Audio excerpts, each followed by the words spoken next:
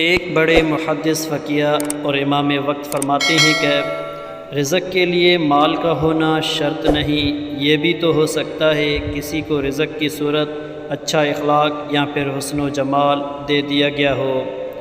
یہ بھی تو ہو سکتا ہے کسی کو رزق کی صورت میں عقل و دانش دے دی گئی ہو اور وہ فہم اس کو نرم و مزاجی اور تحمل و حلیمی عطا دے۔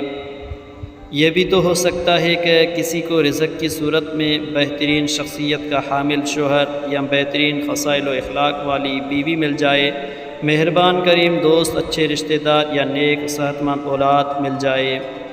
یہ بھی تو ہو سکتا ہے کسی کو رزق کی صورت علم نافع دے دیا گیا ہو، اور یہ بھی ہو سکتا ہے کہ اسے رزق کی صورت لمبی عمر دے دی گئی ہو۔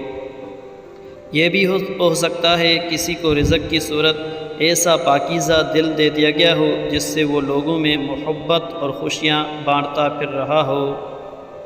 یہ بھی تو ہو سکتا ہے کسی کو رزق کی صورت ذہنی سکون دے دیا گیا، وہ شخص بھی تو خوش نصیب ہی ہے جس کو ذہنی سکون عطا کیا گیا ہو۔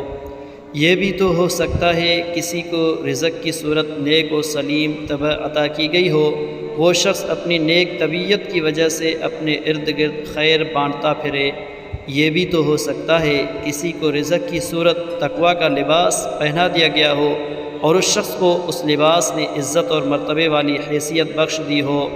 یہ بھی تو ہو سکتا ہے کسی کو رزق کی صورت ایسا عزت اور شرف والا مقام مل جائے جو اس کے لیے حلال کمائی اور امن والی جائے پناہ بن جائے۔